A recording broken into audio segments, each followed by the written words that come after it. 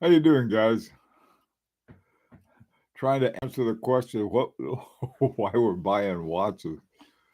Uh, I saw this Peanuts cartoon and changed records to watches. See if I know whether it works. How you doing, Brian? Everything working okay? Thank you. Ah, never know. I have my sophisticated lighting system is my curtains and my stick. I take my stick and adjust the light that way.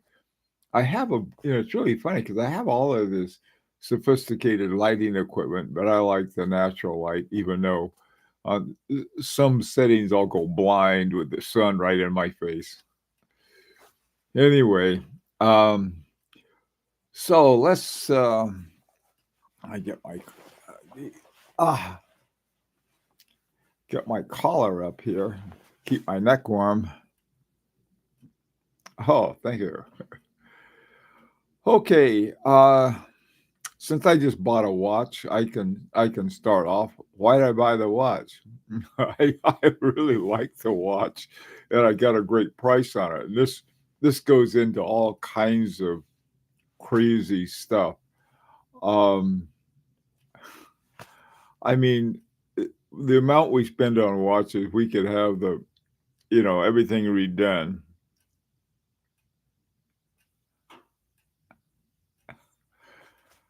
Oh boy. Hey Dominic, how you doing? Good to see you, John. What's wrong with us? Spending all that money. I almost, I almost, I hope, I don't know. There was this watch I saw I really, really liked, and it was listed for 44,000. And I thought, oh boy, I'll get that. And the more I thought about it, on the one hand, the more I liked it, and the more I thought, well, 44,000 is a lot of money, and we need a lot of work done. We gotta have the deck redone. We gotta have this done. We have to have that done. Those things are expensive. So I thought, nah, sorry, watch. But other times it's like, wow, what a great watch, and that's a great deal on the watch. And off I go, empty my bank account. What is wrong with us? That's it, rather than saying why do we buy watches, say what's wrong with us. Oh, hey, Ferdy, good to see you. Dominic, how you doing? Ah, hang on a second. Let me try something. Oh, good. Just making the text a little bigger. More watches equal more good times. There you, boy. Since you put it that way, yeah, you're right. Is that you get up in the morning, you say, what good time am I gonna have? I'm gonna put on and today is my FP Journe with my cognac strap. It's a cold day. Yeah, my day's already better.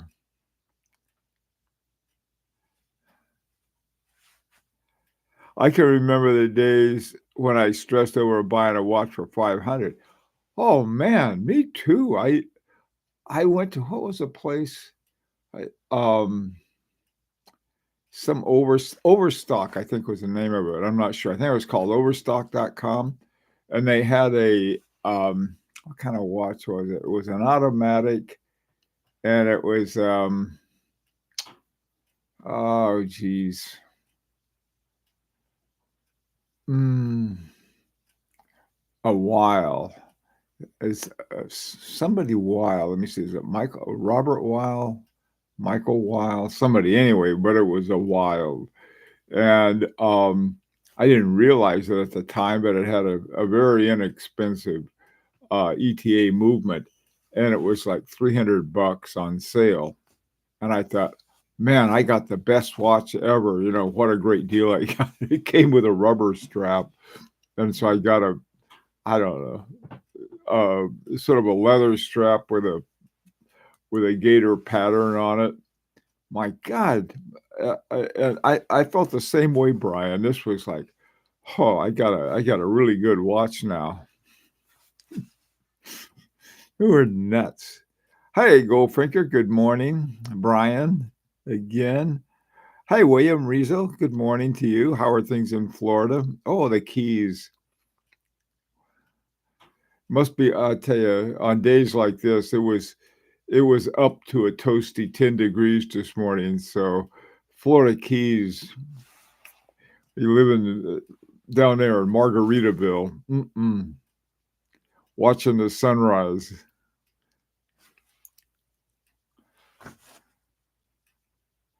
I recently saw a Chinese retrograde hours fairly cheap. Oh, really? Yeah. You know, that's another thing too that I like about retrogrades. The movements and retrogrades is so interesting. The one that I know and really understand is the way they use snail cams with retrogrades. But there are a lot of other ways that I want to find out about just because. Again, that just doesn't make any more sense than why we buy them in the first place. Raymond Weil, that's the one, Brian, I was thinking of. Yeah, that thing was just kept on ticking. It was with its 28, 24, whatever the popular ETA was that everybody was putting in their watches. And I thought, man, and I was almost a watch snob with my $300 watch. God, how we change. Well, the question is why? Hi, 911 Euro. Winter Park. You guys are from a nice 36 degrees. Yeah, you guys now 36 degrees. When I taught at the University of Florida, I remember one day we had snow flurries, and this was back in the 70s, and people went nuts, man. They thought this is a great this. There were so many people at the University of Florida at that time from the north that you know they were like telling you guys that's not real. That's not what a snowstorm's like. But now, you guys, they've had some serious weather down south. Man.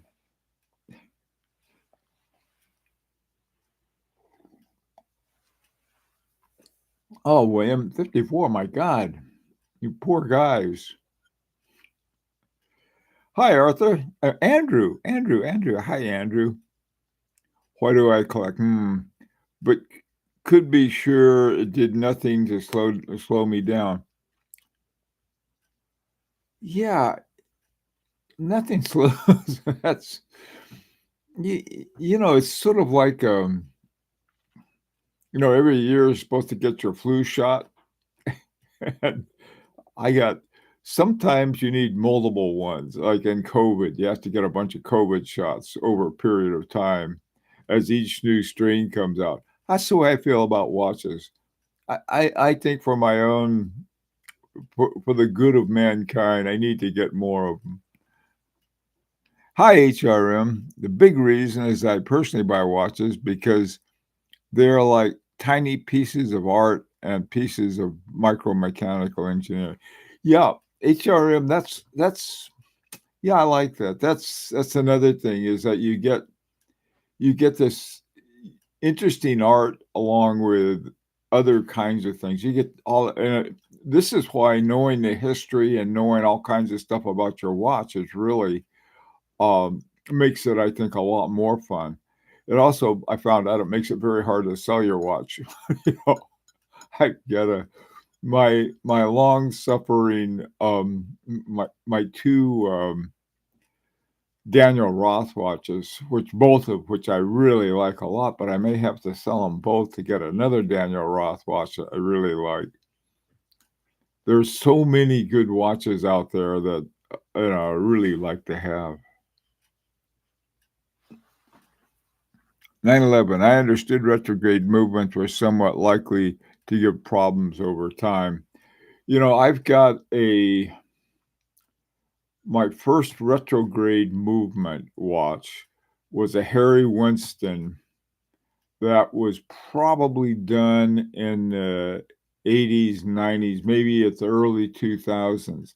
It's a bi-retrograde. It had retrograde seconds and retrograde days of the week. not a problem. I think any watch that maybe wasn't the best horology may have problems with it, but it's the the thing about it, especially my second retrograde.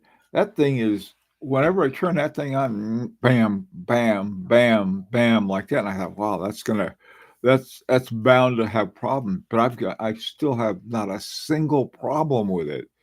So you know, and it's been over time. Other watches I've had problems with are simple, time only watches, um, or time only and maybe date, or one thing or the other. But I think that if you get the right watch, the complication I've had the most problems with are moon phases. Me and moon phases just don't hit it off. I finally I got the Parmigiani Tonda Lune with the north and south hemisphere. God, that thing works perfectly. But I had a this German watch I have with a Jacquet 736 movement. The moon phase doesn't work. Everything else was fine, but not the moon phase. On my Christian Vanderklaw, love that watch, but I had a hard time setting the moon phase. I mean, once it was set, and have to keep it wound all the time. It did a good job, but man, setting that thing was a challenge.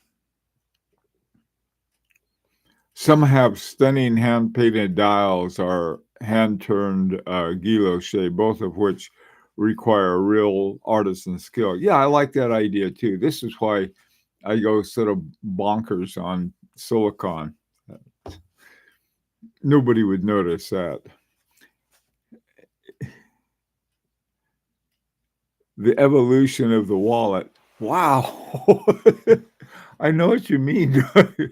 Is it evolution or devolution, Dominic? It's sort of like all the moths who live in my wallet. That's all that's left.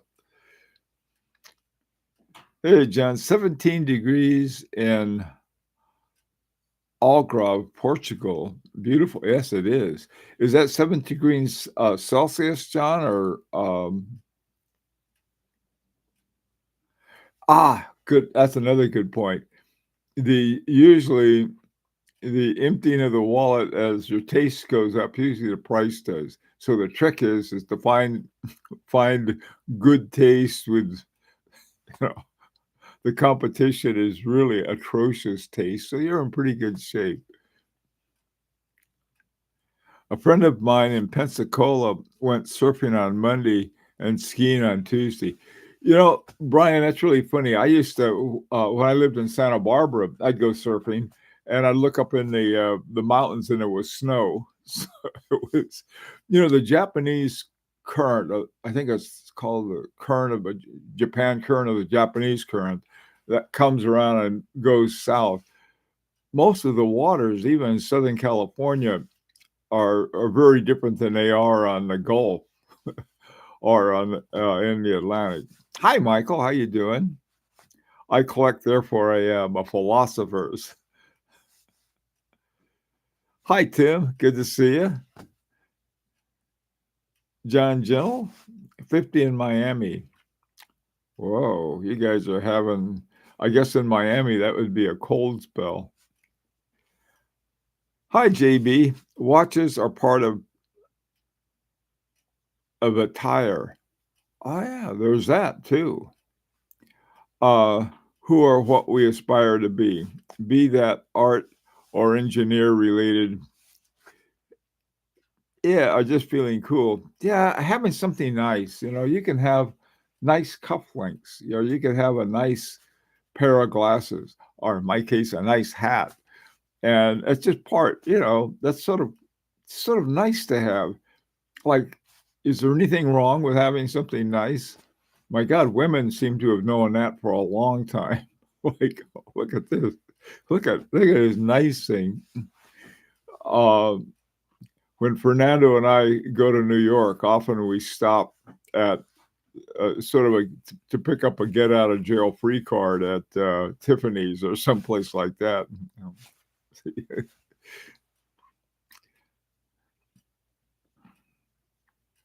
Ultimately, all collectors, I guess, we each touch on all of these values. Yeah, there's something. Yeah, JB, I think that's a good point. You got all of these little things here, and you like it for one reason, you like it for another. One of the early, I went to a watch time show, and I had my FP Jorn with me at the time. I've had it for a long time, and the this this guy, everyone is, what kind of watch they have, and we were showing off each other's watches. And this one guy said, "Oh, all I've got is a Rolex." And I said, "There's nothing wrong with Rolexes." He said, "Yeah, but look at all these other watches," which is sort of like, okay. You know, there was somebody else. I remember this is one of the early meetings. This guy he had on an H Moser, just one of those real nice smooth ones, and it was like he knew something the rest of us didn't know, because that was at a time. I mean, it wasn't that long ago. Maybe, God, 9 years ago. The the things begin to change then. People begin to recognize watches beyond, I guess, the usual suspects.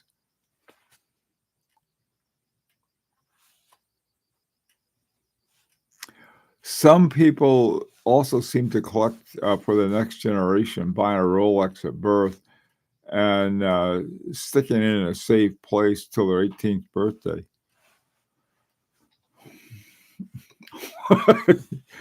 I will pass on my opinion of doing that. My kids could care less. I said, "Hey, when I shuffle off this mortal coil, look at all these great watches." He says, "Hey, Dad, maybe you could sell them before then." It is FP Jorn. His kids, I think one of them is a pilot, and the other, I don't know what the other one is. But one of the reasons that he allowed, I guess, Chanel to buy 20% of FP Jorn, he said, "Once I'm gone, there's no one else to carry it on, because my kids, they could care less." But Chanel would sort of carry it on. They certainly carried it on way beyond Coco Chanel. And so some people, there's some kind of thing. Say you buy your baby a Rolex. I might have a different choice at a Rolex, but some people have that in mind.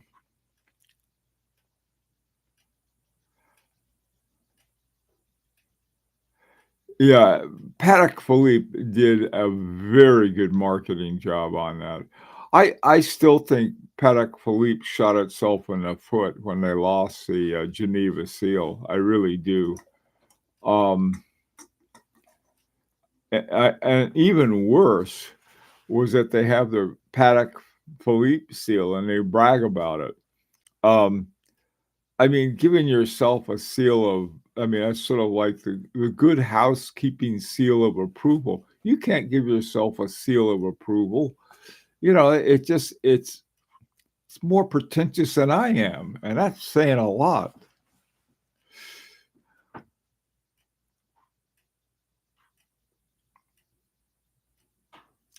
I have a retrograde day with big dates as well.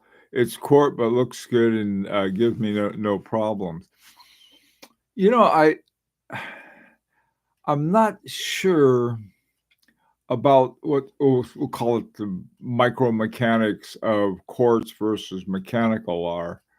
Um, but it is interesting kind of thing on that.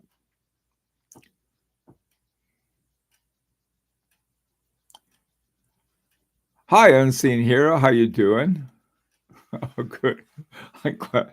Well, it was partly cloudy. The best lighting that works is a cloudy day because it diffuses light and everything.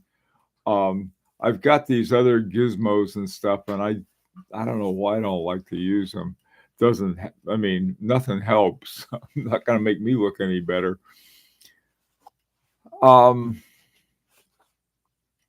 Chronometer is quite vague.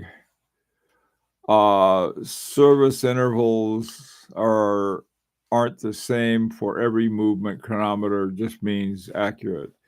Yeah, HRM on a more technical side, I think in order to have chronometer on the watch, it's got to meet COSC standards. Now, Quartz has no problem doing that. And so I think you're right. It's sort of redundant to say a quartz chronometer. Yeah, they're chronometers to begin with. To get a truly mechanical watch to that level requires little finer horology. Now, the shortcut they used on that was the silicon hairsprings. They do that job. They give you really good accuracy that purely mechanical watches, I should say, traditional metals using the transitional metals rather than what are they called? Metalloids. But so does a smartwatch. And it'll tell you everything. How you doing, Truman? If my wallet was a body, it would look like an anorexic Hollywood star. Mine would be in Forest Lawn, I think.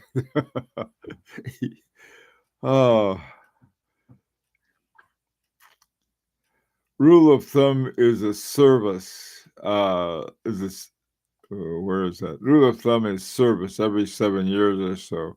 But some watches can run 15 years without any issues. One of the things that Roger Smith brought up. Roger Smith doesn't like the silicon hairsprings at all, that I know. And what he said was sort of interesting. He said, what are they doing that for? We don't know what's going to happen to silicon. To me, by the way, that's not a big issue, but never mind. The point is that what Smith was saying, we got these watches. Here's an old one. I got an old Waltham that sort of works. And 300 years later, the things are still working. And I think that's one of the reasons that the whole issue is important. This old Waltham, wind it up. The one I got doesn't work well, but it's not the Waltham's fault.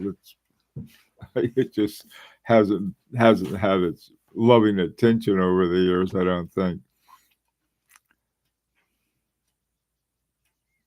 Hi, Lease Time. How you doing?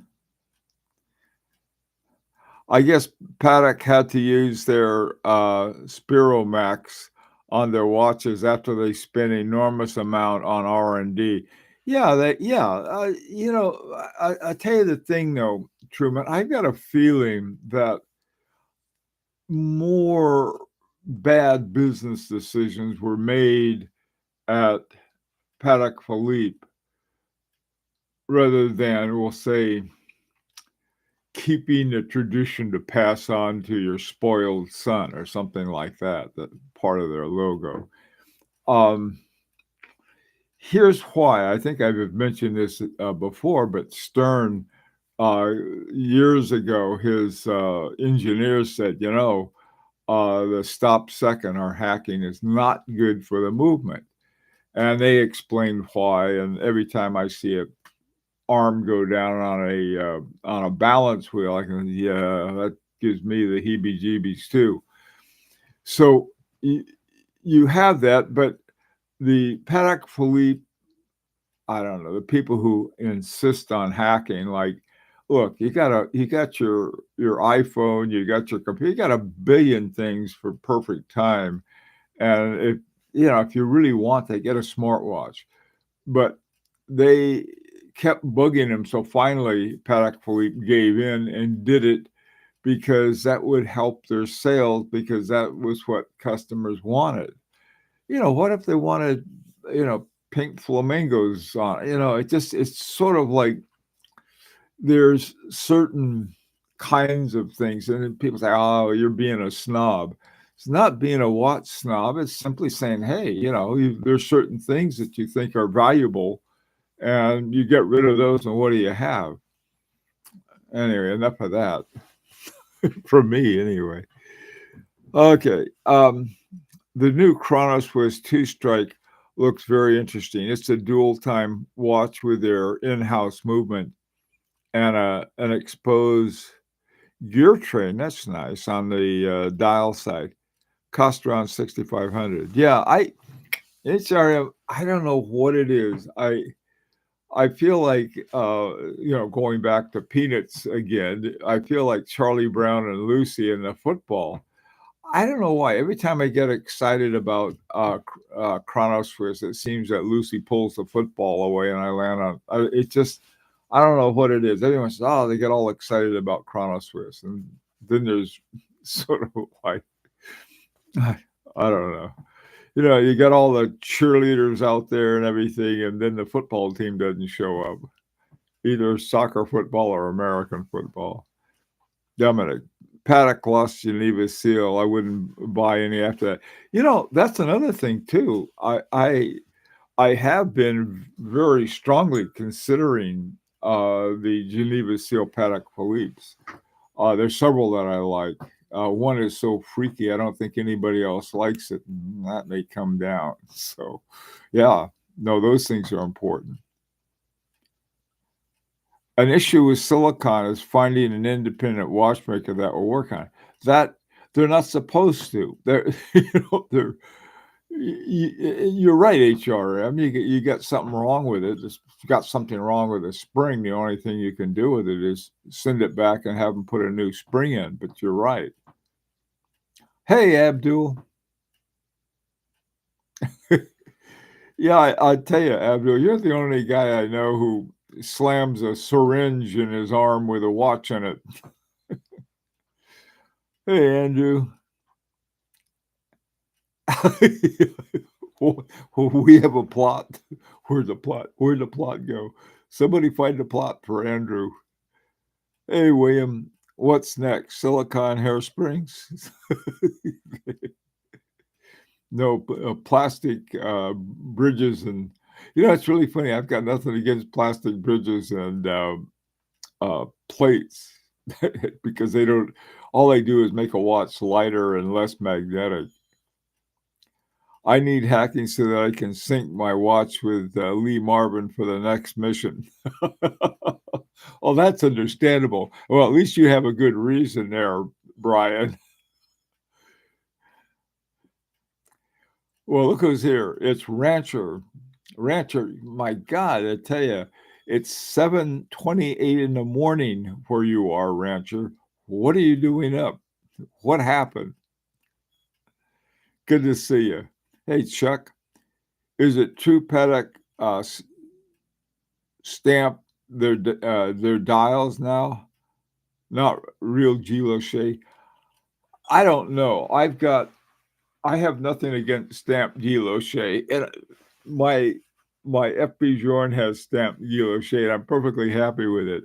After this project I just went through with G-Loche, stamped is fine with me. You're right. I tell you, if there's there are a lot of ways to make really great looking Guilloche. By hand is one, using a Rose engine.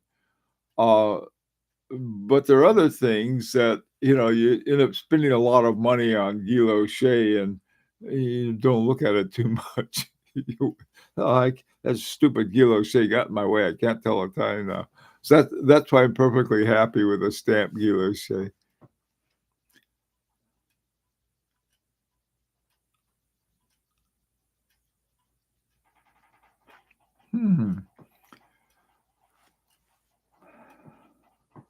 Abdul, the material innovations,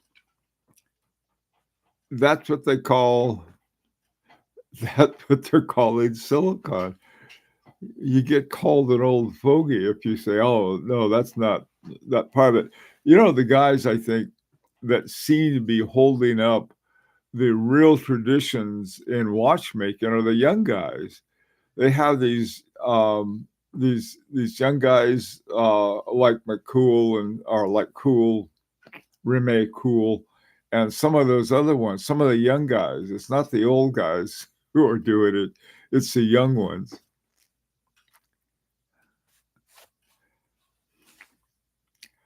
I think we'll start seeing more skeletonized 3D printed parts. Grand Seiko already does this on their pallet fork and escapement wheels. Shaves off 30% weight. You know, there's rather than skeletonizing movements, what are skeletonizing plates, what I would rather see is the kind of stuff that Marco Lang has done with the Georg. And that is using these little finger bridges. And I've seen that. Rime Cool also had the same thing in his, is that the in a way, these sort of carved out, skeletonized is more distracting than anything else. On the other hand, you look at some of the stuff that MB&H has done and some of these other ones, they're not using skeletonized, they have open face and they have other kinds of things. There are really interesting skeletonized ones. I'm not saying that, but I'm saying I think rather than that being one to sort of open things up, I think some of these using smaller bridges and stuff would be a way to do it. I saw, who's that guy? God, Philip somebody, I think, young guy, who does really interesting watches with the he uses 6498s, I think, the ETA 6498s. And what he did is that there's this great big plate that holds three of the gear train that are sort of the pivot points for that. So what he did, he carved around those, and he has these rather than there are three rubies indicating three pivot points. He that are on this one big sheet. He took that one big plate. He took that plate and then sort of carved around it into like the three finger bridges, but he did it in such a way they look like three little waves. I mean, really interesting stuff. I think outside. I think Rancher's trying to tell me something. Frying pan time. Okay, guys. Thanks, Rancher. Okay. All right. Well, listen, this afternoon, let's talk about something, whatever you want. Anybody have any ideas? Let me know. HRM, what do you got here? The more craft super cool movement. It's a 2892A on steroids, titanium hairspring, long powertrain. Okay, doke. All right. See you guys. Thanks again, Rancher. That's creative.